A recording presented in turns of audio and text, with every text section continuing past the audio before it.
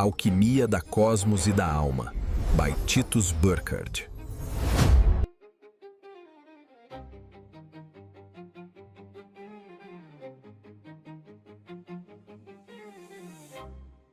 Há um ponto que o texto exige que guardemos com extremo cuidado, porque dele depende quase toda a arquitetura interior da alquimia. O homem, em sua natureza essencial, simboliza o centro do mundo terrestre, mas sua individualidade comum ainda não coincide necessariamente com esse centro.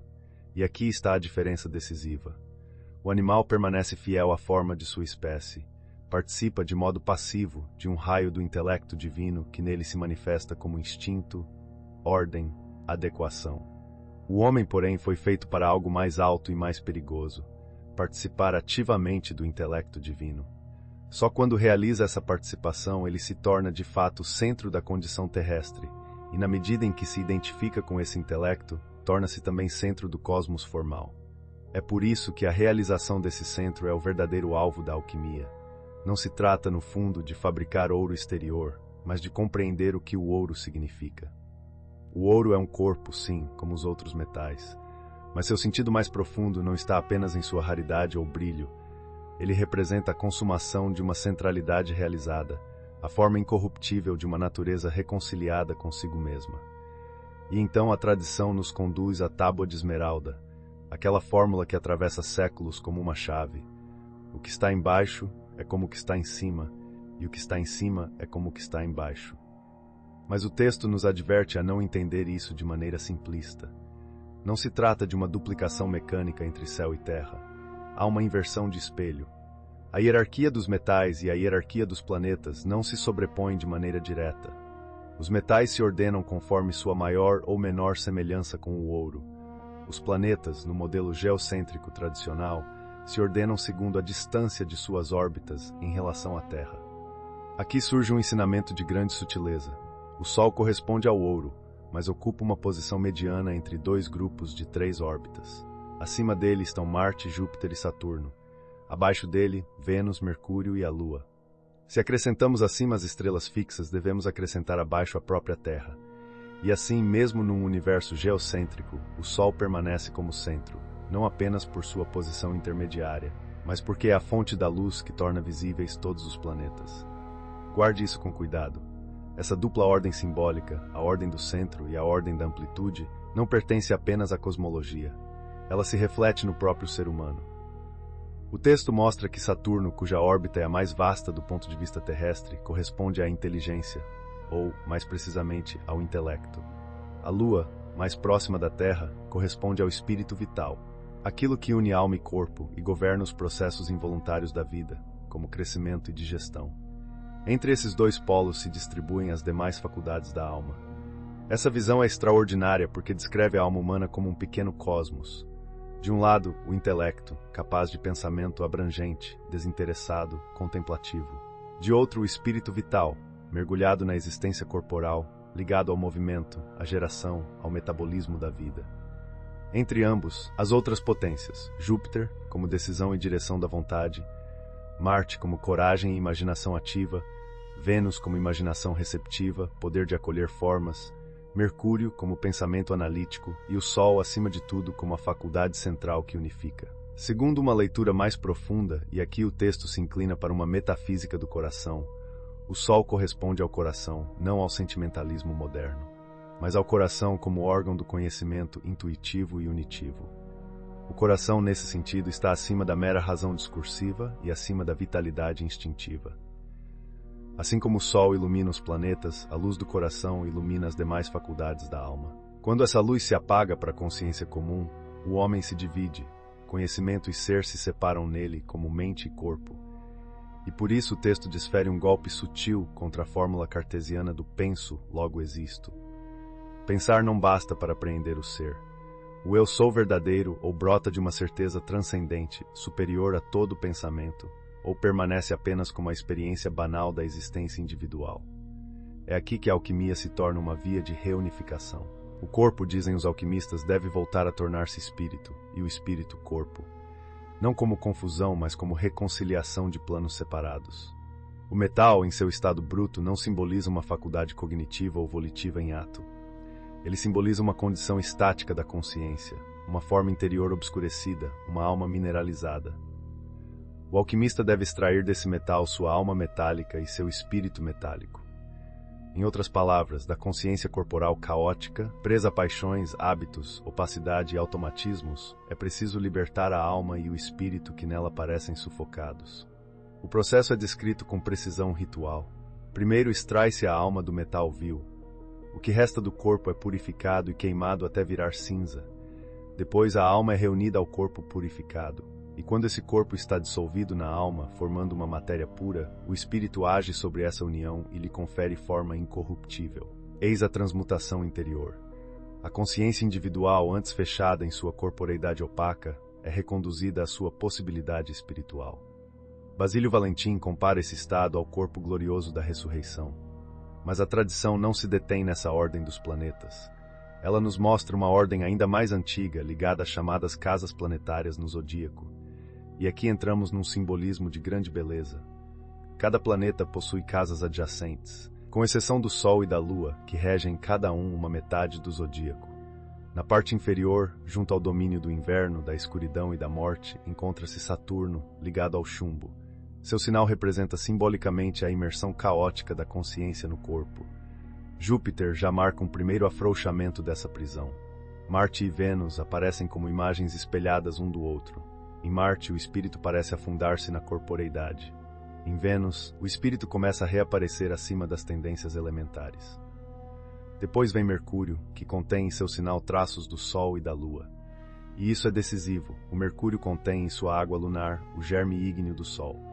Por isso ele é chamado Mãe do Ouro e primeira matéria da obra. No alto do zodíaco, Sol e Lua se opõem em suas casas. A Lua como alma pura em receptividade, o Sol como espírito, ou melhor, como alma transmutada e iluminada pelo espírito. A união perfeita entre espírito, alma e corpo está ali representada. E então o texto desvenda o mito alquímico do Rei Ouro. Ele deve morrer, ser enterrado e depois elevar-se através de 7 regimes até recuperar sua glória plena. Isso não é uma fantasia decorativa, é a projeção cósmica de uma lei interior. A centelha divina no homem corresponde ao Sol. Ela parece morrer quando a alma entra na casa de Saturno, isto é, quando mergulha no peso, na limitação, na opacidade da condição encarnada. Mas ela renasce, e ao subir pelos 7 níveis da consciência torna-se o leão vermelho, o elixir que tudo transmuta. Quando o texto passa ao capítulo sobre a rotação dos elementos, ele nos lembra algo que muitos esquecem. A alquimia espiritual não depende necessariamente de operações metalúrgicas externas, embora se sirva delas como espelho. No mundo tradicional, o trabalho interior e o trabalho exterior caminham lado a lado. Um ofício só possui pleno sentido quando participa de realização. Por isso, os procedimentos da metalurgia e da química antiga são descritos não só por sua utilidade prática, mas por seu valor simbólico. Jabir fala de 4 processos fundamentais: purificação, solução, nova coagulação e combinação. Ar-Razi enumera outros: sublimação, descensão, destilação, dissolução, redução, fixação. Vemos metais sendo fundidos, substâncias sendo volatilizadas, corpos duros sendo tornados maleáveis, óxidos sendo dissolvidos e depois reconduzidos à forma metálica. E o que o texto quer mostrar é simples e imenso ao mesmo tempo. Uma única substância pode passar por estados diversos sem perder sua identidade essencial. Pode tornar-se líquida, gasosa, sólida outra vez. Pode perder sua forma e depois adquiri-la de modo mais puro, cristalino, luminoso. Essa plasticidade da matéria servia ao alquimista como uma janela para a própria natureza da alma.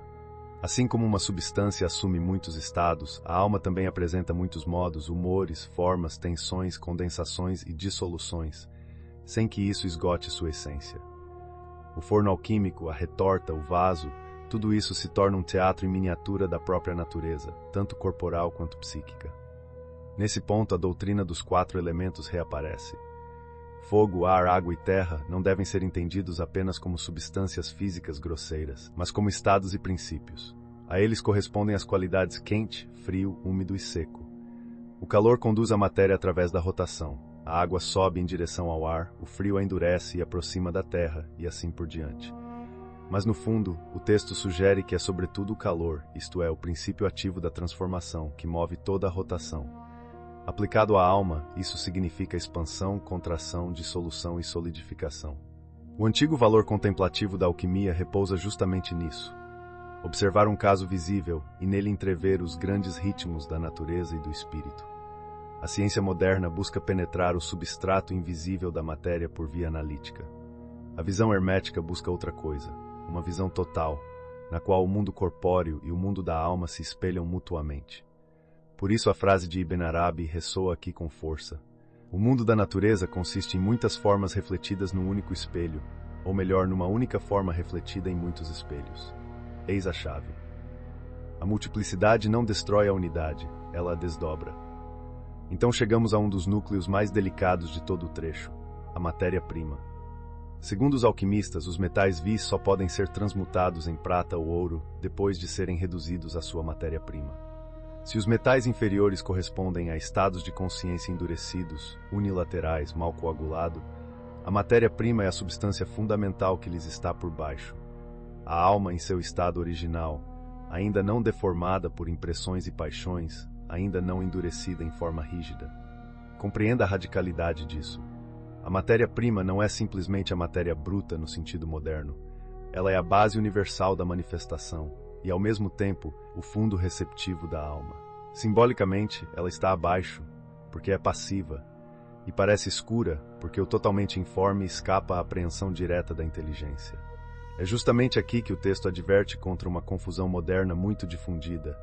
A matéria-prima não é o chamado inconsciente coletivo. Essa distinção é crucial. A camada obscura que existe abaixo da consciência cotidiana, carregada de resíduos psíquicos, hábitos, impulsos, fantasias e imagens fragmentadas, não deve ser confundida com o verdadeiro fundo da alma. Essa camada intermediária é turva, crepuscular, instável. A matéria-prima no sentido espiritual é outra coisa. Não é nem obscuridade irracional, nem reservatório caótico de impulsos. Quando não está velada, ela é espelho fiel do Espírito Universal. É o solo puro, onde podem refletir-se as verdades. O texto chega mesmo a dizer que em certos sonhos raros, quando a imaginação se aproxima de uma condição pura, surgem símbolos autênticos. Mas isso é raro, porque no estado ordinário, o mundo onírico é mistura confusa de influências, tendências e distorções. Aqui a crítica à psicologia moderna se torna nítida. Não porque ela veja o abismo, mas porque confunde o abismo verdadeiro com suas águas turvas. O fundo da alma não é um caos vulcânico de irracionalidade. É uma passividade pura, receptiva, sem forma própria, mas capaz de espelhar o que está acima. Por isso, visitar esse fundo não é afundar em automatismos obscuros. É atravessar a desordem para atingir o espelho. É nesse contexto que surge a famosa fórmula: visita o interior da terra e, retificando, encontrarás a pedra oculta. O interior da terra é também o interior do corpo, isto é, o centro interior da consciência ainda não diferenciada. E a pedra oculta é precisamente essa matéria-prima reencontrada em seu núcleo. Mas o texto acrescenta algo que poucos percebem. Do ponto de vista interior, a redução dos metais à matéria-prima não tem nada a ver com uma regressão sonambúlica ao inconsciente. Ela acontece somente após um combate árduo contra as tendências contraditórias da alma. Não é terapia de desajuste psicológico, é operação iniciática. É necessária uma dissolução dos nós, dos endurecimentos, dos automatismos passionais. Somente depois dessa purificação sobrevém a escuridão do caos, e depois, mais fundo ainda, o espelho prateado do fundo da alma. A imagem é belíssima. O caos da alma é como chumbo, o fundo espelhante da alma é como prata, ou como uma fonte pura de juventude, de cujas profundezas brota água viva, mercurial.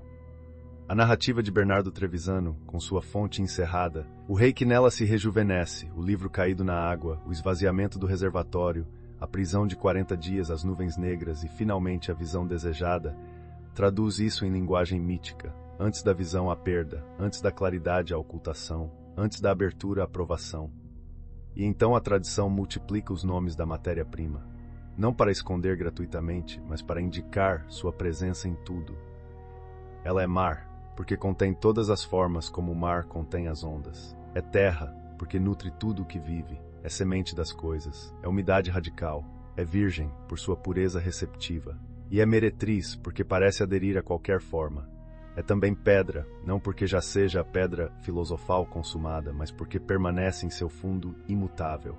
ela é o depósito mineral de todos os metais. E sob outro aspecto, o próprio homem é a mina de onde essa matéria deve ser extraída.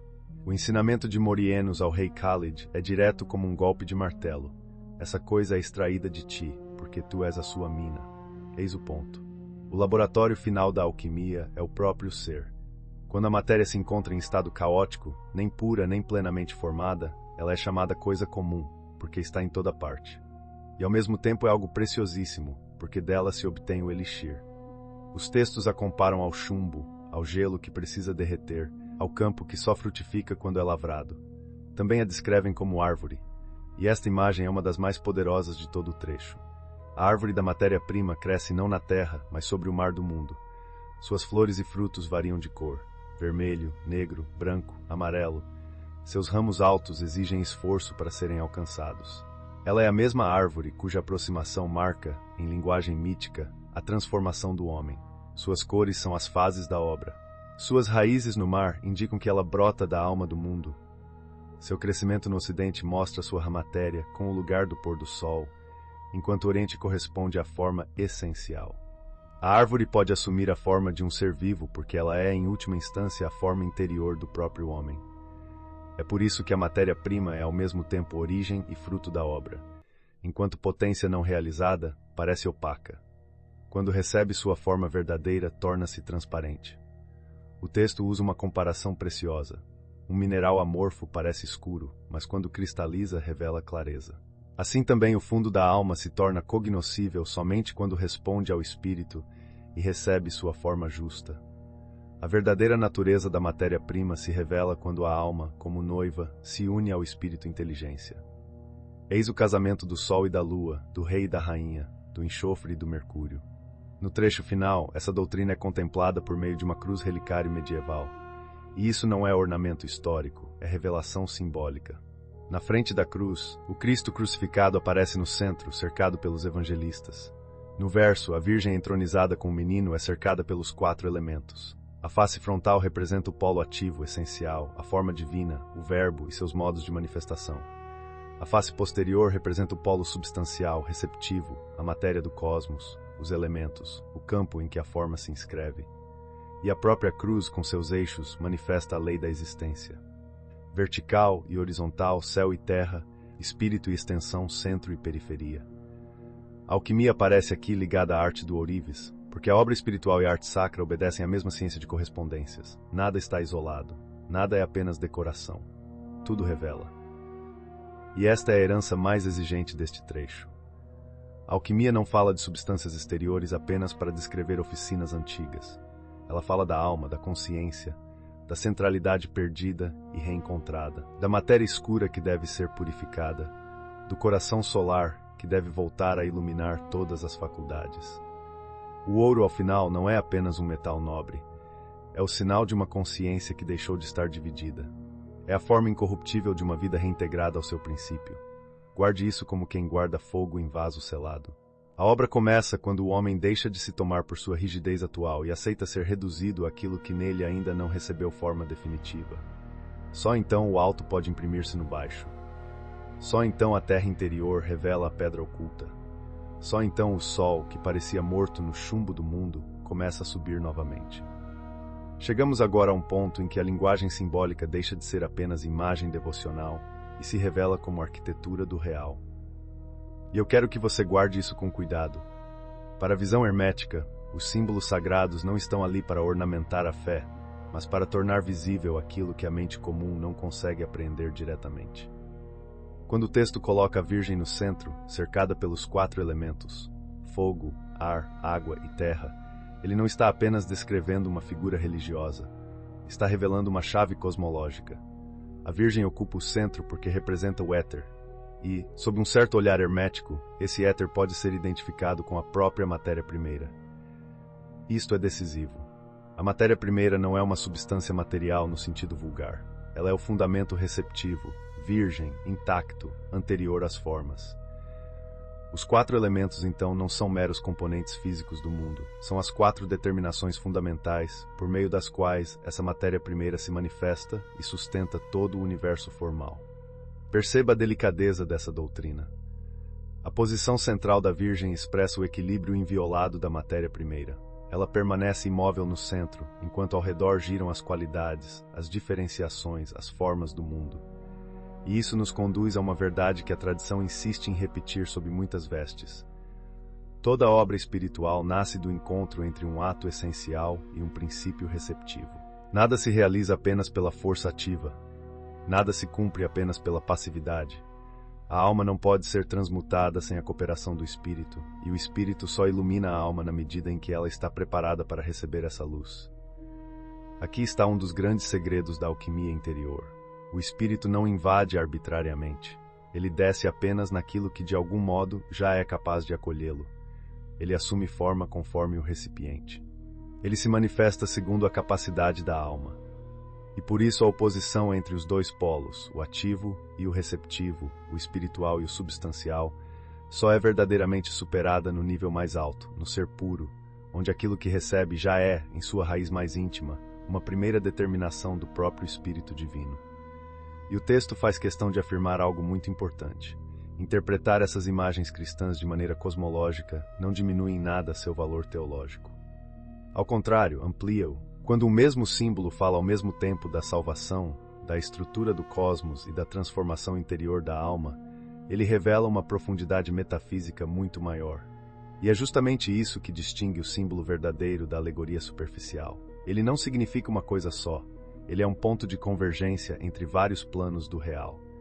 Veja como isso se aprofunda no detalhe da cruz. Em cada um dos 4 braços aparecem 3 semicírculos. O que parecia quaternário se torna duodecimal. Os 4 evangelistas e os 4 elementos se ampliam nos 12 apóstolos e nos 12 signos do zodíaco. O 4 se desdobra no 12, como a fundação se desdobra na manifestação cíclica do cosmos. Na frente da cruz, anjos sustentam um círculo acima da cabeça de Cristo. No verso, figuras de São Pedro e de santos bispos cercam a Virgem. O texto reconhece nessas duas disposições as hierarquias celestes e eclesiásticas, uma transmitindo, outra recebendo. Nada está solto, tudo espelha uma ordem, e então surge a pomba do Espírito Santo descendo sobre a Virgem, enquanto o menino Cristo repousa em seu colo. Essa dupla imagem exprime com espantosa clareza o processo inteiro. A pomba é o espírito incriado, cuja influência faz a matéria primeira desenvolver formas. Assim como a Virgem concebe sob a sombra do Altíssimo, também a substância primordial concebe sob a ação do Espírito. E quando o Filho nasce, o próprio Espírito Divino assume forma. Ele não muda em essência, mas se reveste da substância dada por sua mãe. Adapta-se aos aspectos diferenciados da matéria. Eis a lei da manifestação. O eterno entra no temporal sem perder sua essência, mas aceitando a linguagem do recipiente. O texto ainda acrescenta outros símbolos abertamente alquímicos. No tronco da cruz, Moisés ergue a serpente de bronze. Essa imagem é, ao mesmo tempo, prefiguração da crucificação e símbolo da fixação do Mercúrio. Logo abaixo dos pés de Cristo, animais em combate representam, em primeiro plano, a vitória do leão de Judá sobre o dragão infernal. Mas em leitura alquímica, revelam também a dominação do Mercúrio volátil pelo leão solar do enxofre.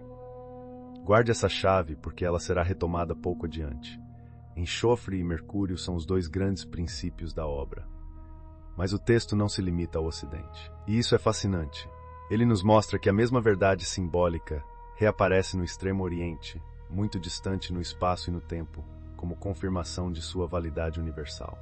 Surge então o paralelo com um tipo de mandala usada no budismo japonês. Trata-se de um estandarte pintado dos 2 lados. De um lado, o mundo dos indestrutíveis, dos elementos diamantinos. Do outro, o mundo do elemento útero, o polo matricial.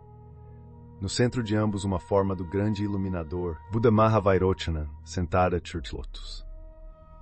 Prima ligada aos protótipos imutáveis, ederante contemplativa, escada Bimbalik. Na segunda, ele emerge de um lótus aberto, cercado por um halo vermelho, sinal de atividade.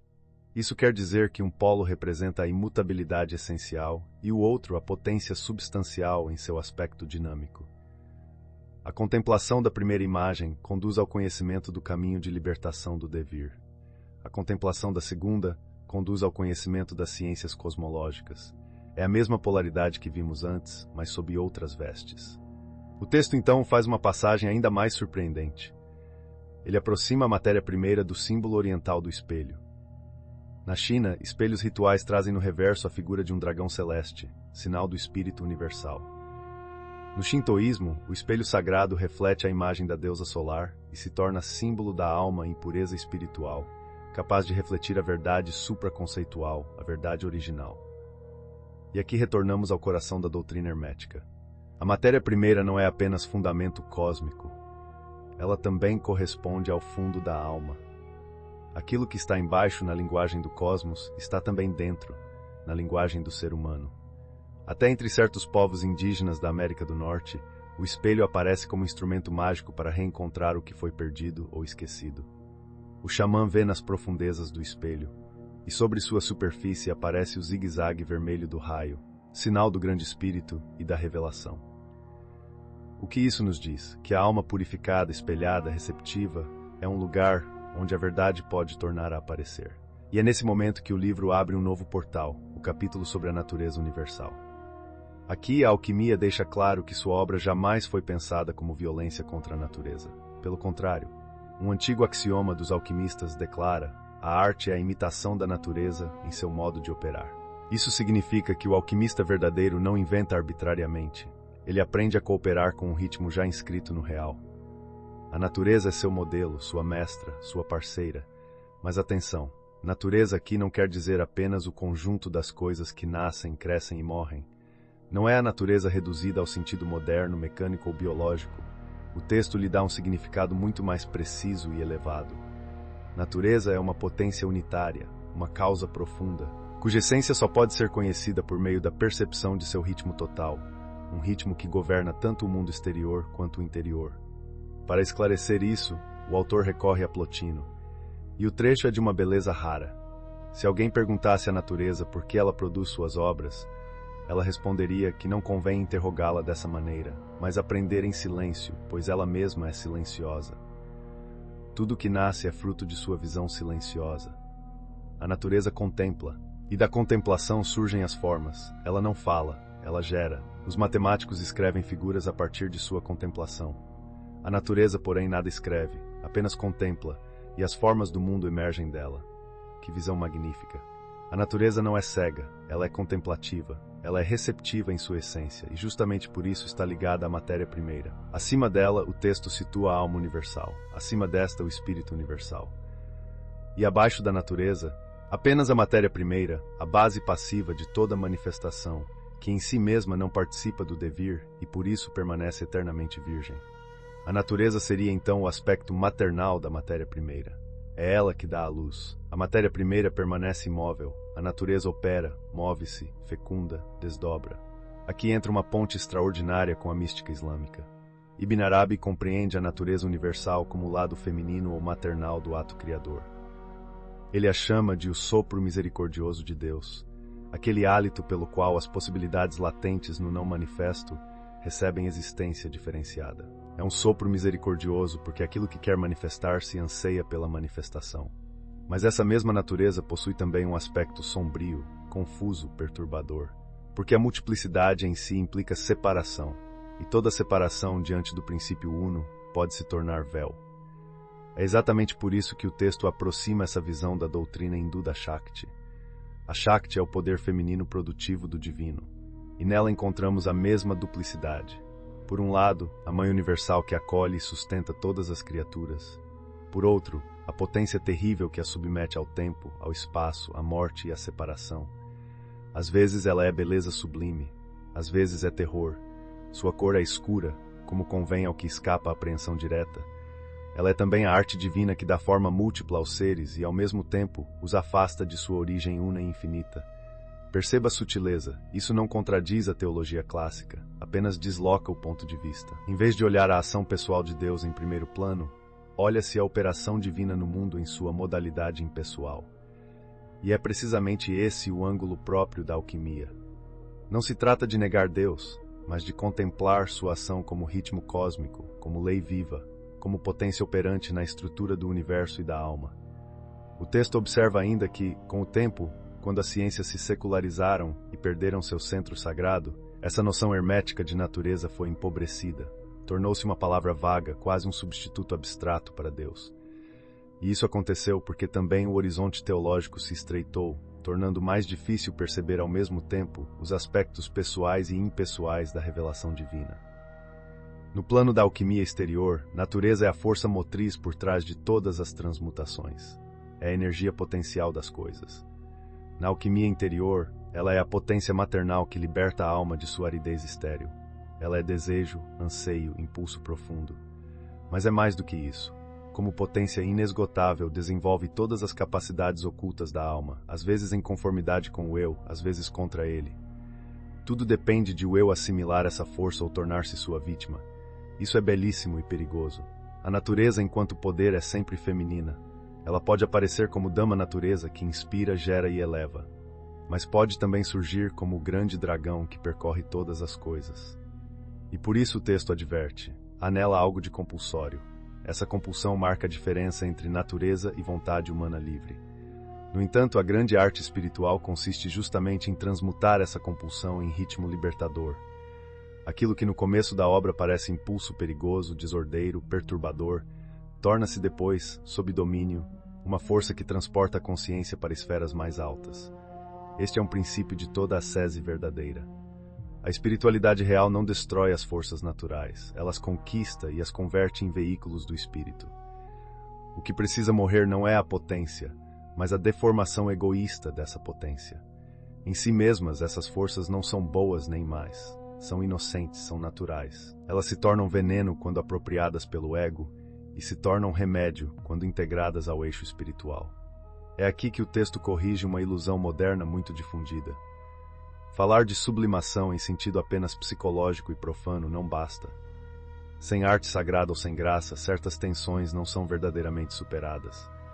Para que a alma se amplie de modo cósmico, algo de cósmico e divino precisa primeiro entrar no ser humano. E isso acontece pelo símbolo revelado e por sua aplicação fiel. Nessa mesma linha, o autor menciona ser práticas que imitam ritmo como a regulação ter ação. Ele diz clareza: isso não é uma técnica automática. Só pode servir à realização espiritual se estiver inserido em condições interiores e exteriores muito específicas.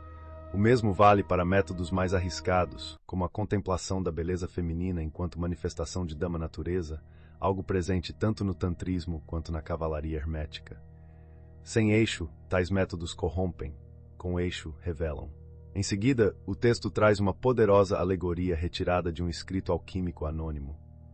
A natureza é descrita como um livro que só pode ser lido por quem recebeu iluminação de Deus. Ela é também uma floresta espessa, na qual muitos penetraram para arrancar-lhe os segredos, mas foram devorados por não possuírem as armas luminosas capazes de vencer o terrível dragão guardião do velo de ouro. E também é um mar sem medida, onde muitos navegadores se perdem por não conhecer a arte verdadeira. Que imagem magnífica! Natureza não entrega seus segredos ao curioso, ao arrogante, ao impaciente.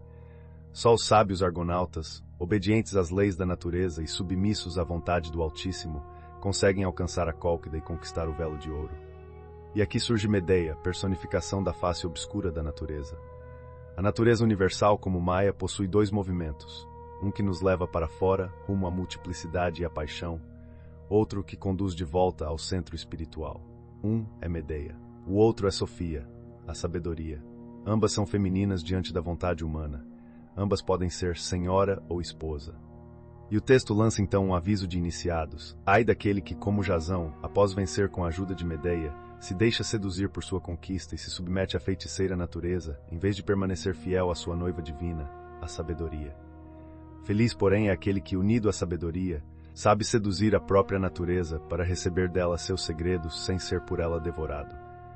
Eis a diferença entre domínio e fascínio, entre iniciação e queda.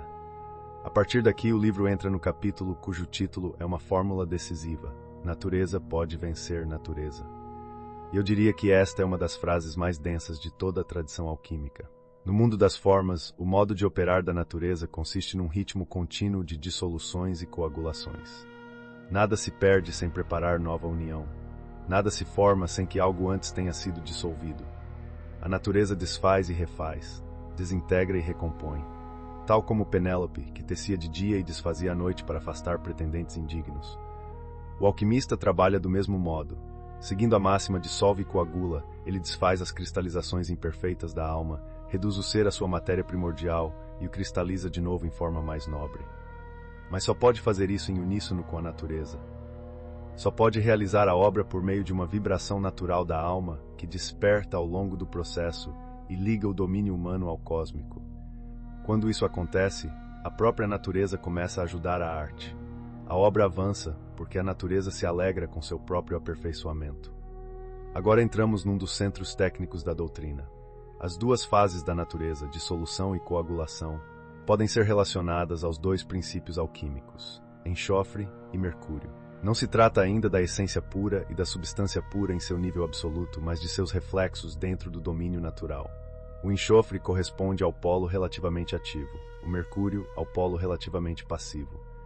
O enxofre confere forma. O mercúrio é mais imediatamente ligado à natureza enquanto receptividade dinâmica, mas o texto faz uma distinção sutil. O enxofre é ativo em modo passivo, porque reflete a essência da natureza. O mercúrio é passivo em modo ativo ou é receptivo, participa do ordinal próprio Anisa. Essa inversão é importante. Ela impede sonhos simplistas.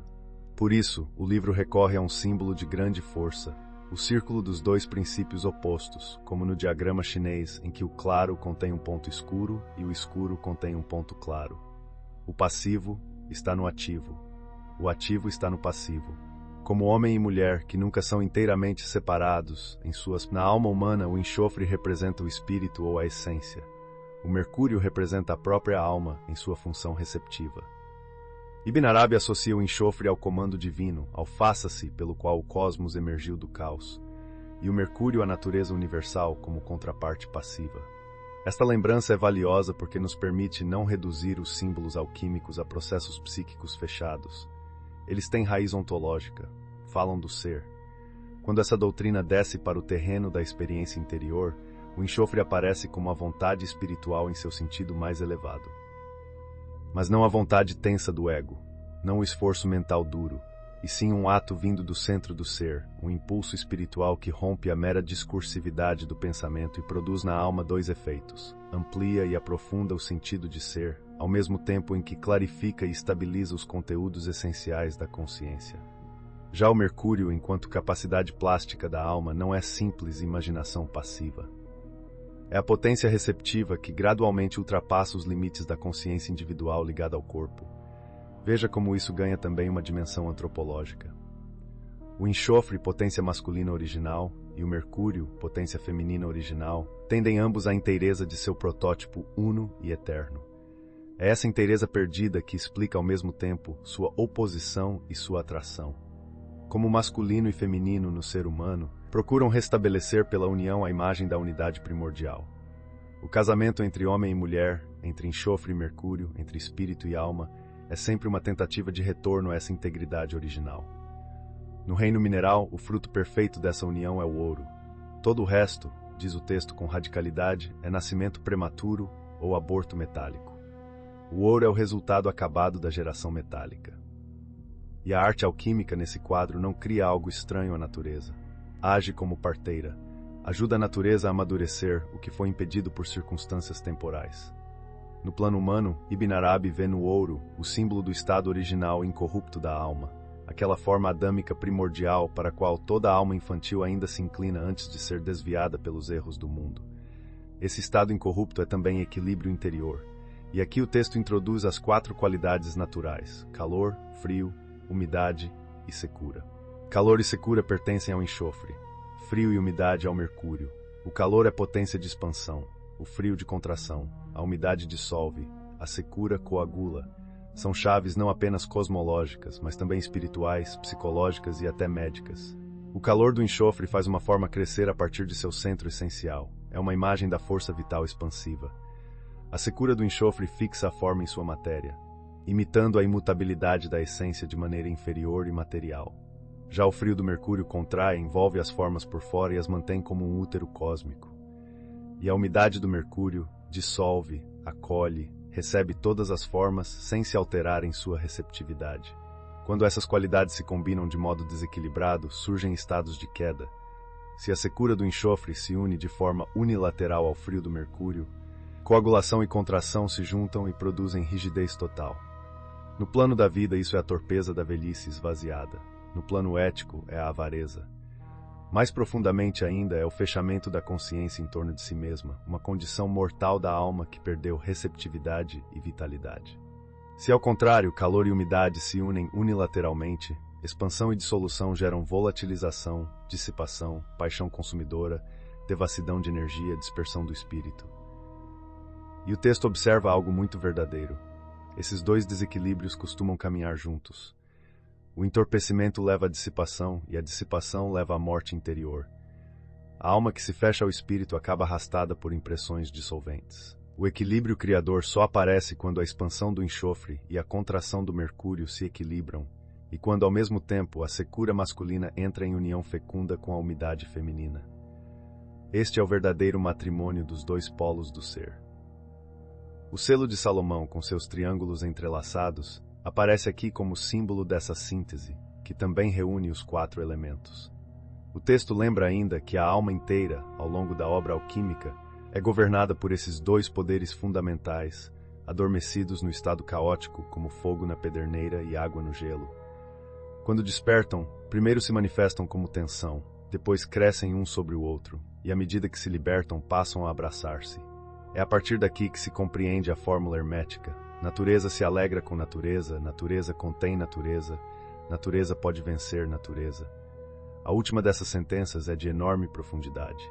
Quer dizer que as duas potências naturais, depois de amadurecidas, podem elevar-se a um plano superior onde sua oposição, antes tirânica, torna-se complementaridade fecunda. Assim, natureza como força libertadora vence natureza como servidão e emaranhamento. Não se trata de rejeitar a natureza, mas de conduzi-la à sua forma redimida. É por isso que o texto recorre ao símbolo da serpente e do dragão. Nas tradições do mundo inteiro, o reptil aparece como portador das forças sutis. Ele se move por ondulação contínua sem membros, como se fosse o próprio desenho de uma oscilação cósmica. É frio e ígneo, subterrâneo e vigilante.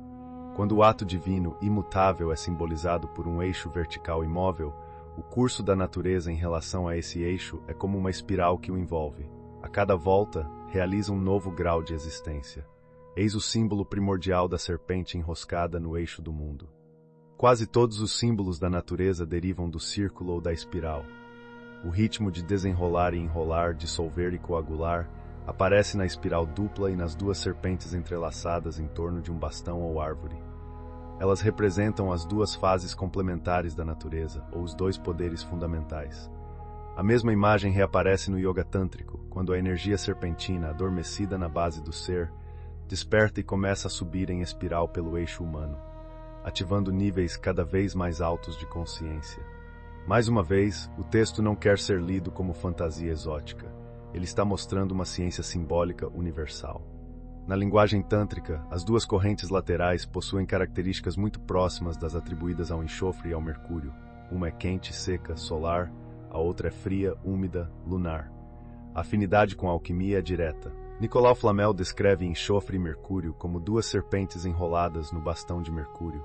Elas se mordem, se envenenam, se combatem, até morrerem uma na outra e passarem a um novo estado. Enquanto permanecem indomadas, sua oposição é venenosa. Mas quando são seladas no vaso e atravessam sua luta até o fim, tornam-se matéria de transmutação. Hermes, ao domar as serpentes em torno de seu bastão, adquire o poder de ligar e desligar, unir e separar, ordenar o caos. Este é o coração da doutrina. Toda a obra consiste em transmutar conflito em ordem, oposição em complementaridade, potência cega em veículo do espírito. E é por isso que a alquimia jamais foi apenas uma química arcaica, nem somente uma psicologia disfarçada. Ela é uma visão integral da realidade. Fala da Virgem e da matéria primeira, de Cristo e do ouro, de Medeia e da sabedoria, do dragão e do espírito, do corpo e do cosmos, da alma e de Deus. Tudo isso forma uma única tapeçaria. O que o texto nos entrega, no fim desta etapa, é uma disciplina do olhar. Ele nos ensina a perceber que a natureza não é só cenário, nem mera força bruta. Ela é livro, labirinto, mar, espelho, mãe, feiticeira, dragão e ponte. Pode aprisionar, pode revelar, pode devorar, pode libertar. E somente aquele que entra nela com o eixo espiritual sob a luz do alto é capaz de atravessar sua floresta, vencer seu dragão e retornar com o velo de ouro, não como ladrão de segredos, mas como alguém que se tornou digno de recebê-los. Quando avançamos por esta parte da obra, o texto nos conduz a uma região em que símbolo, cosmologia e experiência interior deixam de ser coisas separadas. E é aqui que a tradição nos pede atenção absoluta, porque já não estamos diante de imagens decorativas, mas de chaves vivas. A vara de Moisés, que se torna serpente e depois volta a ser vara, surge como um dos grandes espelhos do mistério alquímico. Na leitura da mística islâmica, essa transformação não é apenas prodígio sagrado. Ela revela o destino da alma apaixonada, da psique humana quando é tocada pelo Espírito Divino. O que antes se movia como força instável, serpentina, passional, pode ser retomado, dominado, reintegrado e elevado. Guarde isso com cuidado. A serpente não é aqui apenas o erro, nem apenas o perigo. Ela é também potência. É a força anímica em seu estado móvel, ainda não redimido, ainda não fixado pela luz superior.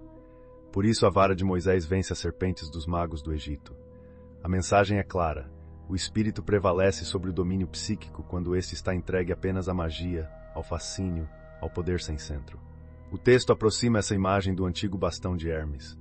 Hermes, ou Mercúrio, separa e ao mesmo tempo reúne as serpentes em combate. E assim se revela uma das fórmulas mais profundas da alquimia. A natureza vence a natureza. Poucos compreendem o alcance dessa sentença. Ela não quer dizer que uma força bruta domina outra força bruta. Quer dizer que a própria natureza, em um nível superior, contém a chave da transmutação de seus níveis inferiores. A vara que vira serpente e a serpente que volta a ser vara correspondem, do ponto de vista alquímico, ao resolver e coagular, dissolver e tornar a fixar, desfazer a forma antiga para que uma forma mais nobre possa nascer. É por isso que na arte cristã medieval aparecem com tanta frequência dois dragões ou serpentes entrelaçados, mordendo-se, enodados um ao outro. Não são monstros colocados ali por capricho. São assinaturas de uma ciência sagrada. O nó que une os dois mostra que quanto mais se puxa, mais as duas partes se apertam mutuamente. Eis a imagem do caos, duas forças opostas presas uma à outra, imobilizando-se. E aqui o simbolismo se aprofunda. Às vezes uma das criaturas tem asas e a outra não. A que não tem asas representa a natureza fixa, pesada, densa, aquilo que a alquimia chama de enxofre. A que tem asas representa o mercúrio, o princípio volátil, móvel, fugitivo. Em outras imagens, aparece um leão combatendo um dragão. O leão é a potência fixadora, aquilo que dá consistência. O dragão é o poder mutável, dissolvente. E quando vemos um leão alado ou um ser duplo, andrógeno, a tradição está mostrando não mais o combate, mas a união alcançada entre essas duas naturezas. O próprio dragão sozinho pode representar toda a obra. Conforme tenha pés, nadadeiras, asas, ou conforme esteja sem membros, ele indica os diferentes estados da matéria e da alma. Lever to Evelyd Noir Sterity 4. Vese frutal chamadas arbitris. Ela reflete em sua própria linguagem uma sabedoria cosmológica vastíssima, presente também em outros mundos tradicionais. E então o livro entra com precisão no grande ternário, enxofre, mercúrio e sal. Esses nomes, à primeira vista químicos, precisam ser ouvidos com outra inteligência. O enxofre e o mercúrio tomam emprestadas certas qualidades das substâncias conhecidas pelos artesãos, mas na alquimia representam muito mais do que corpos materiais. São os dois princípios geradores fundamentais. O enxofre é ígneo, ativo, formador. O mercúrio é móvel, receptivo, dissolvente, animador. Juntos produzem combinação, cor, forma, transmutação. O mercúrio comum já oferecia aos antigos uma pista concreta. Ele se une aos metais, torna o ouro e a prata líquidos, ajuda a dourar superfícies, extrai o ouro oculto de outras matérias. Vejam a lição escondida nisso. Primeiro dissolve, depois revela, depois fixa. A arte do metal já continha uma parábola da alma. No plano mais profundo, o mercúrio traz em si o germe do sol. Assim como o mar primordial contém o ovo do mundo, o mercúrio contém virtualmente a luz ainda não nascida. No plano da alma, esse mar primordial é a alma do mundo. O mercúrio é como a espuma viva desse oceano imenso, a superfície móvel da potência universal. É por isso que tantos alquimistas o chamam de espírito. Mas atenção, quando usam essa palavra, nem sempre se referem ao espírito puro, transcendente. Muitas vezes falam do espírito vital, dessa potência sutil que une a alma individual ao corpo e ao mundo. Aqui está uma distinção decisiva. O enxofre pode corresponder ao espírito em sentido superior, enquanto o mercúrio corresponde à alma, ou mais precisamente, ao princípio vital que a faz mover, sentir, dissolver-se e combinar-se. Se tentarmos localizar esse mercúrio de modo simplista, nós o perderemos. Ele está no sangue e no sêmen, no coração e no sopro, na vitalidade que circula no ser. Em outras tradições ele recebe outros nomes, mas a ideia é a mesma, uma força sutil, assimilada como o ar, sustentando o corpo invisível das energias vitais. Na Índia, essa potência é chamada de sopro vital. Entre certos povos originários da América do Norte, ela aparece sob outro nome, mas com função semelhante. O que importa é perceber que a alquimia fala de algo simultaneamente corporal, anímico e cósmico. Por isso o texto insiste que não se deve perguntar se o mercúrio pertence ao corpo ou à alma, como se estivéssemos diante de uma divisão rígida. A alquimia sempre se aproxima da alma pelos seus marcos corporais e do universal por seus traços concretos. Ela não separa brutalmente o visível do invisível. Ela lê um no outro. No ensinamento de certos mestres chineses, essa mesma chave reaparece de vários modos. O mercúrio pode ser o coração liquefeito pela meditação e incendiado pelo espírito. Pode ser a alma em relação ao sopro. Pode ser o sangue em relação ao sêmen. Em todos os casos, ele é o elemento que dissolve, anima, torna plástico. Já o chumbo, seu contraponto simbólico em certas formulações, representa o estado denso, bruto, ainda por transformar. E então vem uma passagem de enorme sutileza. O enxofre possui dois aspectos aparentemente contraditórios. Como causa formadora, ele coagula, dá secura, dureza, contorno. Nesse estágio, parece obstáculo à purificação, mas quando a substância foi totalmente dissolvida de suas coagulações pela ação do mercúrio, o enxofre revela sua face mais alta. Torna-se a causa criadora da nova forma, agora mais pura, mais nobre, mais verdadeira. Traduzindo isso para a experiência humana, há momentos em que a estrutura endurecida do ser precisa ser desfeita. A atração do polo receptivo dissolve a rigidez do polo ativo. E dessa tensão nasce uma atividade mais autêntica, não a força agressiva do ego, mas a potência criadora. É nessa chave que o texto menciona certos caminhos tântricos e também a tradição do amor espiritual dos fiéis do amor, ligados ao mundo de Dante. O erotismo sagrado, quando existe de fato, não é licença, nem descarga, nem fantasia psicológica. É transmutação de polaridades. A alegoria do unicórnio e do leão exprime isso com rara beleza. O unicórnio branco, lunar, puro, aproxima-se da fonte e se inclina diante do leão. O leão parecia estátua, inerte, mineral. Mas, ao receber essa homenagem do princípio mercurial, desperta. Rompe a espada da razão e os fragmentos caem na fonte. Depois, somente a pomba trazida pelo ramo da sabedoria divina o aquieta. O sentido é transparente para quem sabe ver. O entendimento rígido, conceitual, não basta para a obra. Ele precisa ser quebrado, dissolvido, reabsorvido pela fonte viva. Só então a potência criadora pode ser reconciliada com a luz do alto. O mercúrio, porém, não é apenas doçura. O texto não nos poupa de sua face terrível. Ele é também o dragão venenoso, a água que causa tremor, a força que antecipa a morte. Porque dissolver não é uma operação confortável. Quando o ouro do eu aparente entra nessa água, ele perde o brilho, escurece, putrefaz-se, desce à noite. Antes do branco vem o negro. Antes da claridade estável vem a decomposição do orgulho, da forma antiga, da identidade endurecida. Mas é justamente essa água terrível que é também a água da vida. Nela o sol e a lua se banham para rejuvenescer. O que mata a falsa forma vivifica a essência. O que assusta a personalidade salva a alma. Eis a ambiguidade sagrada do mercúrio. Chegamos então ao terceiro princípio, o sal. Onde há metal, dizem os antigos, há enxofre, mercúrio e sal, espírito, alma e corpo. Mas seria um erro pensar o sal apenas como o corpo visível. O sal é a forma psíquica do corpo, seu aspecto de limite e ao mesmo tempo de símbolo.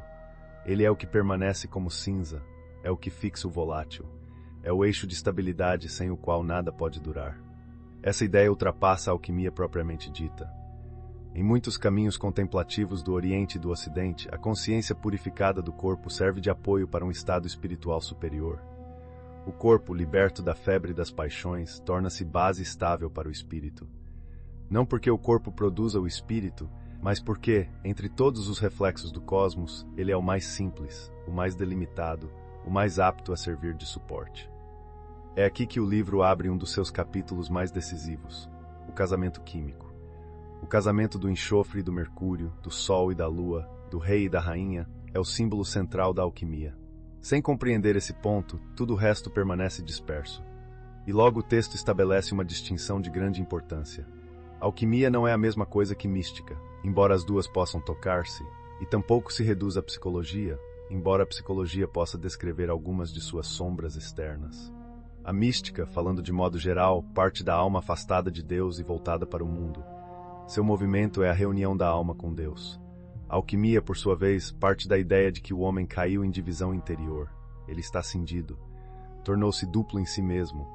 E só recupera sua inteireza quando as duas potências em conflito se reconciliam. Essa dualidade interior corresponde, em linguagem simbólica, ao masculino e ao feminino da alma. E aqui o livro usa uma imagem poderosa. Se a relação entre homem e Deus é vertical, a relação entre os dois polos da alma é horizontal. Quando essas duas linhas se cruzam, temos a figura de uma cruz. No ponto central, onde as duas potências se equilibram, o espírito supraformal toca a alma. Sem esse toque vertical, a união horizontal nunca é completa. Guarde bem esta passagem, porque ela corrige muitos equívocos medidos. No ortotei simplemente em cagracido onde uns nur. Não é um refinamento do ego. Não é o ego tornando-se mais amplo, mais complexo, mais sofisticado. O eu comum, limitado no tempo e na qualidade, não pode ser o centro verdadeiro da integração. Ele é antes a barreira que impede a luz pura de aparecer plenamente. O que a psicologia pode observar são certos movimentos entre a consciência e o inconsciente. Isso tem valor relativo. Mas a alquimia aponta para algo acima de ambos. Uma luz que, para a consciência ordinária, também parece inconsciente, mas que em si mesma é pura claridade indivisa. Ela não pode ser capturada por conceitos científicos como se fosse um objeto entre outros. E toda vez que se tenta substituir os símbolos por explicações secas, a presença espiritual se retira. Por isso, a consciência humana está entre dois inconscientes, por assim dizer. Um abaixo, ligado à natureza ainda informe, instintiva, obscura. Outro acima, que só parece inconsciente porque excede a mente discursiva. A obra alquímica transforma o inferior à medida que o superior o toca. A natureza escura é domada, assimilada, iluminada. Se imaginarmos dois serpentes subindo pelo eixo da cruz, enrolando-se até encontrarem-se no centro, entenderemos o que o texto quer mostrar. A oposição entre alto e baixo começa a se desfazer quando a escuridão é tomada pela luz. O casamento do masculino e do feminino na alma culmina, em seu sentido último, no casamento entre espírito e alma. E nesse ponto a alquimia toca a mística. É por isso que o simbolismo do matrimônio se liga tão intimamente ao da morte. Em muitas imagens, o rei e a rainha são mortos e sepultados juntos, para depois ressuscitarem rejuvenescidos. Toda união real exige a morte de um estado anterior. O que estava separado deve deixar de existir como antes. Na união dos polos morre a hostilidade. Na união da alma com o espírito, morre a instabilidade refletora da lua, para que ela brilhe pela luz do sol. E então o texto dá um passo ainda mais delicado. Ele mostra a alquimia da oração. Quando a obra é transposta para o domínio místico, a oração aparece como um laboratório sagrado. Não a oração entendida apenas como pedido, mas a oração breve, repetida, invocatória, a fórmula sagrada pronunciada com concentração e dirigida ao real. O nome divino, a palavra revelada, o som recebido de uma tradição verdadeira, tudo isso atua sobre a alma como o enxofre atua sobre o mercúrio. A vontade concentrada une-se à fórmula pronunciada, e essa fórmula modela a alma receptiva. Mas em seu nível mais alto, o poder não está na vontade humana, e sim na luz espiritual contida na palavra sagrada. O nome divino não é um som qualquer. Ele participa do Verbo eterno. A oração, quando verdadeira, refaz no interior do homem o gesto mesmo da criação. Nesse contexto, a alma receptiva se torna como a matéria primordial, como a virgem capaz de acolher o Verbo. A saudação angélica, meditada pela tradição cristã, exprime isso de modo exemplar. A alma pura torna-se matriz do nascimento interior. O fruto do ventre virginal corresponde ao elixir, à pedra, ao princípio realizado no centro do ser. É aqui que a invocação deixa de ser mera repetição e torna-se transmutação. Primeiro, a alma se recolhe e se afasta do mundo exterior. Depois aquece por dentro, em seguida dissolve suas formas rígidas e por fim torna-se cristal imóvel, luminoso, espelho puro. A oração nesse nível não acrescenta um conteúdo novo à consciência. ela desvela a substância mesma do ser.